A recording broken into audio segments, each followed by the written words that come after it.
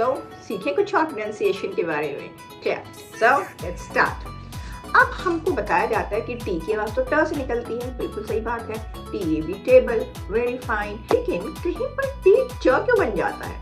क्यों बन जाता है? कैसे? Like F-U-T-U-R-E. Then we do not say fature or future. We say future. Oh my God. Then we say M-A-T-U-R-E. Mature. No, it's mature. Fine. Then we say M-I-X-T-U-R-E. Mixture. It's not mixture. Yeah, mixture. No. P-U-N-C-T-U-R-E. Puncture. T becomes ch. So हम देखते हैं जब letter T is followed by your vowel U, तो वहां पर mostly जो हमारी आवाज है वो ट से बन जाती है च.